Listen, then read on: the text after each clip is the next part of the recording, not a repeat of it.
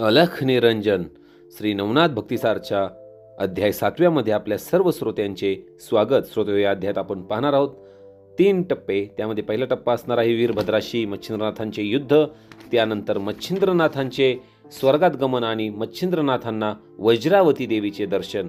तर श्रोते, या 3 कथा आपण या अध्यायात पाहणार आहोत. अध्यायाला सुरुवात करूया. श्री गणेशाय नमः. कालिके देवीशी मैत्रीपूर्ण संबंध संपादन करून व तिच्या आतिथ्याचा स्वीकार करून तिची अनुमती घेऊन मच्छिंद्रनाथ उत्तरेकडे पदभ्रमण करीत निघाले. उत्तर कोकणातील प्रसिद्ध हरेश्वर तीर्थाला तेथे गेले. तेथे गदा तीर्थात स्नान करून ते पर्वत प्रदक्षिणेस निघाले. तेथे प्रदक्षिणेच्या मार्गावर त्यांना शंकराचा पुत्र वीरभद्र मानवाच्या रूपात भेटला. त्याच्याकडे त्रिशूळ, डमरू, धनुष्यादी आयुधे होती. तसेच शैली शिंगी ही धारणा केली होती. तो स्नानासाठी चाललेला होता. मच्छिंद्रनाथांना पाहून तो क्षणभर थांबला व उभ्याच नमस्कार केला व त्याने मच्छिंद्रनाथांना विचारले की स्वामी, आपले नाव काय, तुमचा पंथ कोणता? मच्छिंद्रनाथांनी उत्तर दिले की मी जती मच्छिंद्रनाथपंथी आहे. शैली, कंथा, मुद्रा ही भूषणे धारण करून सर्वत्र संचार करणे हा आमचा धर्म आहे. कानाला छिद्र पाडण्याचा आमचा संस्कार आहे. हे ऐकून वीरभद्राने त्याची व त्याच्या पंथाच्या आचराचा गुरुचा उपहास करण्याचे सुरू केले. तो मच्छिंद्रांना म्हणाला की तुम्ही लोक मुद्रा ठोकता, कान फाडून घेता, हा काय प्रकार आहे? त्यावर मच्छिंद्रनाथ म्हणाले की त्याविषयी मी जास्त जाणत नाही, परंतु हा आमच्या गुरुचा प्रसाद आहे. गुरु उपदेशाप्रमाणे आचरण करणे याशिवाय आम्हाला काहीही बाकी माहीत नाही. यावर वीरभद्र म्हणाला की तू पाखंड मिरवणे सोडून दे. सनातन धर्माप्रमाणे वागायचे सोडून हा आपल्या बुद्धीच्या जोरावर वेद विधीच्या विरुद्ध भलत्याच मताचा प्रचार करणारा, पाखंडी पंथ निर्माण करण्याचा गुन्हा करणारा गुरु महामूर्खच आहे. कानाला छिद्र पाडणे, ह्या मुद्रा टाकून दे, दुःखाशिवाय अन्य लाभ नाही. वीरभद्राने गुरुची केलेली निंदा मच्छिंद्रनाथांना अजिबात आवडली नाही. रागाच्या भरात ते म्हणाले की अरे अधमा, तू कोणाची निंदा करतोस? दुसऱ्याच्या मनाला क्लेश होतील असे भाषण करणे म्हणजे महापाप आहे. हे सारासार विचार करण्याचे तुझ्या गुरुने तुला शिकवले नाही का? असल्या नतदृष्ट गुरुचे शिष्यत्व सोडून तू चांगला गुरु कर. तुझ्यासारख्या परनिंदा करणाऱ्या पापेचे दर्शन आणि संभाषण यामुळे मला दोष घडला. त्याचे प्रायश्चित्त म्हणून मला आता पुन्हा स्नान करावे लागणार. आता येथून निमूटपणे चालता हो, नाही तर माझ्या हातून विनाकारण प्राणाला मोक्षील. मच्छिंद्रनाथांनी आपल्याला मूर्ख ठरवून केलेली हेटाळणी ऐकून वीरभद्र चांगलाच संतापला. आता ह्या घमेंडेखोराला चांगला धडा शिकवायचा अशा निश्चयाने त्याने धनुष्य सज्ज करून अर्धचंद्राकृती निर्वाण बाण काढला. ते पाहून मच्छिंद्रनाथांनी त्याचा उपहास करीत म्हणाले की तुझ्यासारख्या युद्धाचे नाटक करणाऱ्या सोंग्याला मी भिणार नाही, असे मी असंख्य पाहिले आहेत.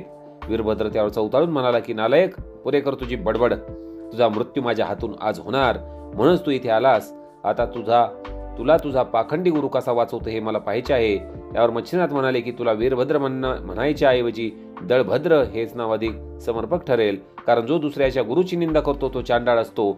माझ्या गुरुचे कृपाछत्र माझ्यावर असल्यामुळे देव दानवांना शरण आणण्याचे सामर्थ्य या मच्छिंद्रनाथाला प्राप्त आहे. तेथे तू म्हणजे क्षुद्र आहेस. त्यावर वीरभद्र म्हणाला की अरे उन्मत गोसावड्या, तुला स्वतःच्या शक्तीचा फार अहंकार झाला आहे. तुझ्या गळ्याचा वेध घेण्यासाठी मी हा बाण लावला आहे. तत्पूर्वी तू राम नाम घे, नंतर घेता येणार नाही. यावर मच्छिंद्र हसला व म्हणाला की अरे नराधमा, राम मंत्र तुला पवित्र निरुपयोगी वाटला काय?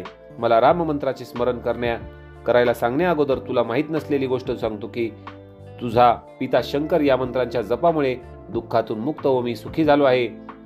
वाल्मिकी तरला तोच मंत्र मला सुद्धा तारील, म्हणून तूच सावध राहा, स्वतःचे रक्षण कर. त्यानंतर मच्छिंद्रनाथांनी पुन्हा एकदा वज्रमंत्राचा जप केला व चिमुटभर भस्म भारून आपल्या भोवती टाकले.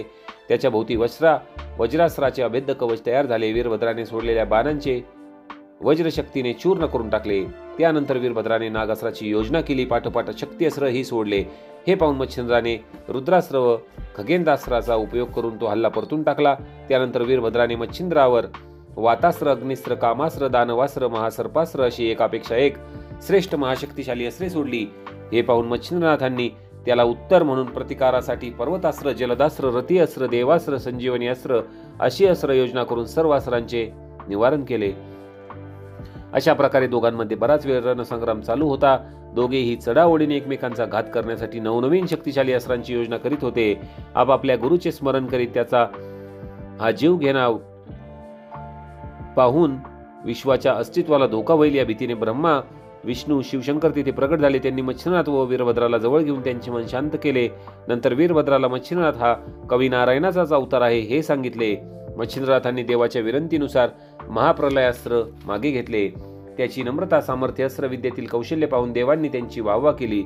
मच्छिंद्रनाथांनी आपल्या अस्त्रामुळे झालेली हानी भरून काढली. त्यांनी वासनिकास्त्र सोडले तेव्हा काळ आणि ब्रह्म प्रेरणा फक्त उरली. त्यांच्यात मिसळलेली पंचमहाभूते वेगळी झाली. ती पूर्वीप्रमाणे व्यवस्थित कार्य करू लागली. देवांनाही मच्छिंद्राच्या या कार्याबद्दल कौतुक वाटले. त्यांनी वीरभद्राचा हात मच्छिंद्राच्या हातात देऊन दोघांचा वैरभाव विसरून मैत्री करण्यास भाग पाडले. तेव्हा वीरभद्र म्हणाले की मी शिवपुत्र देवांमध्ये परमवीर, युद्धात अजिंक्य असा माझा लौकिक होता. आतापर्यंत मला कोणीही हरवले नाही याचा मला गर्व होता, पण मच्छिंद्रनाथांनी माझा पराभव करून माझे गर्व हरण केले. मला कल्पांत भैरव म्हणतात, पण माझी त्रेधा केली. तुझ्या पराक्रमाने माझे मन जिंकलेस. तुझ्या मनात जी इच्छा असेल ती सांग, मी पूर्ण करण्याचे तुला वचन देतो. असे म्हणून मच्छिंद्रनाथांना वीरभद्राने प्रेमाने आलिंगन दिले. त्यावर मच्छिंद्रनाथ म्हणाले की वीरभद्रा, लोकांचे कल्याण व्हावे या हेतूने मी शाबरी विद्या ग्रंथ रूपाने रचली आहे. त्यातील मंत्रांच्या ठिकाणी तू आपले सामर्थ्य प्रस्थापित कर आणि मंत्र पठन करणाऱ्याला त्वरित इच्छिलेले फळ प्राप्त होईल असे कर. मच्छिंद्रनाथाच्या म्हणण्याप्रमाणे वीरभद्राने मंत्राप्रमाणे कामे करण्याचे कबूल केले. तुझ्या ह्या कामासाठी वीरभद्राला मी सहाय्य करू असे देवांनीही मच्छिंद्राला अभिवचन दिले. त्याप्रमाणे मच्छिंद्रांनी ब्रह्मा, विष्णू, महेश्वर यांना मनोभावे वंदन केले. तेव्हा त्याला अधिक सामर्थ्यवान, शक्तिवान होण्यासाठी विष्णूने चक्रास्त्र व संकटातून तू माझे स्मरण करताच मी स्वतः येऊन तुला संकटातून मुक्त करेल असा वर दिला व त्याला प्रेमाने आलिंगन दिले. शिवशंकरांनी प्रसन्न होऊन त्रिशूलास्त्र, ब्रह्मदेवाने सापास्त्र आणि इंद्राने वज्रास्त्र, कुबेराने सिद्धीचे मंत्र, वरुणाने जलास्त्र, अग्नीने अग्निमंत्र व अश्विनी कुमारांनी मोहिनी मंत्र दिला. याप्रमाणे इतर देवांनीही मच्छिंद्रनाथांना अनेक वर दिले. अशा प्रकारे वर प्रदान करून आशीर्वाद देऊन सर्व देव विमानात बसून स्वस्थानी जाण्यास निघाले. ते पाहून मच्छिंद्रनाथांनी नम्रपणे देवांना विनंती केली की मला मनकर्णिकेचे दर्शन घेऊन तिच्यामध्ये स्नान करण्याची इच्छा आहे, तरी माझ्यावर हा अनुग्रह करावा. त्याची ही मनोकामना पूर्ण करण्याचे देवांनी कबूल केले व सर्व देव विमानात बसून स्वस्थानी गेले.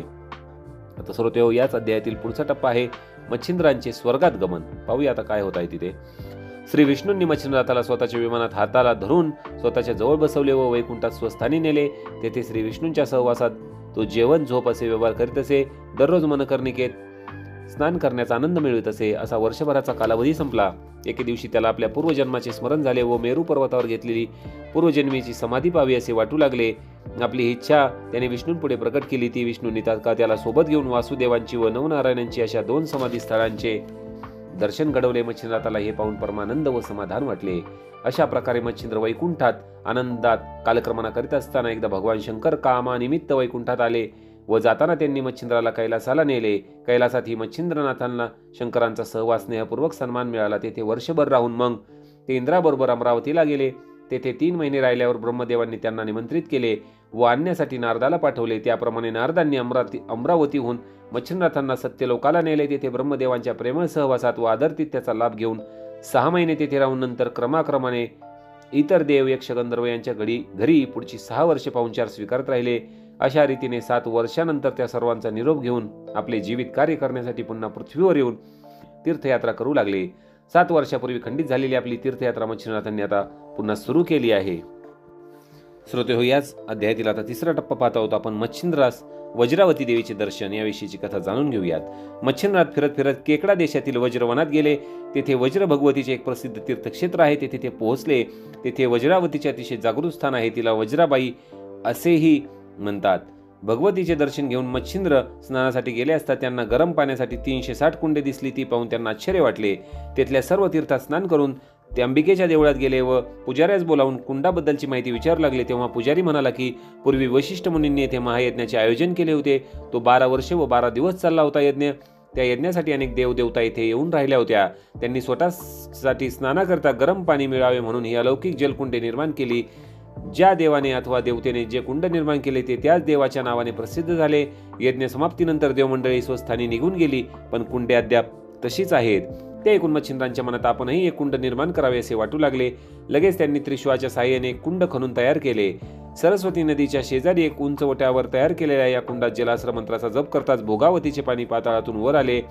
त्यानंतर अग्निमंत्र जपताच त्या कुंडातील भोगावतीच्या जलात अग्नीने प्रवेश केला. मग मच्छिंद्रांनी त्या कुंडात स्वतः स्नान केले व आपल्या हातातील शिवाकडून मिळवलेल्या त्रिशूळाच्या बुडाकडील भागाने त्या उंच वट्यावर तडाखा देऊन एक दुसरे कुंड तयार केले.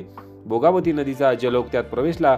ते गरम पाणी घेऊन तो वज्रादेवीच्या देवळात गेला व देवीला त्याने स्नान घातले व पूजा केली. तेव्हा देवी मूर्तीतून स्वतः प्रगट झाली व म्हणाले की मच्छिंद्रा, तू स्वतः निर्माण केलेल्या कुंडातील ऊन पाण्याने मला स्नान घातलेस त्यासाठी पाताळातील भोगावतीसारख्या पवित्र नदीला या भूमीवर प्रगट केलेस, म्हणून मी तुझ्यावर अत्यंत प्रसन्न आहे. तू महिनाभर येथे राहावे असे मला वाटते. याप्रमाणे देवीच्या इच्छेला मान देऊन मच्छिंद्रनाथ तेथे 1 महिनाभर राहिले.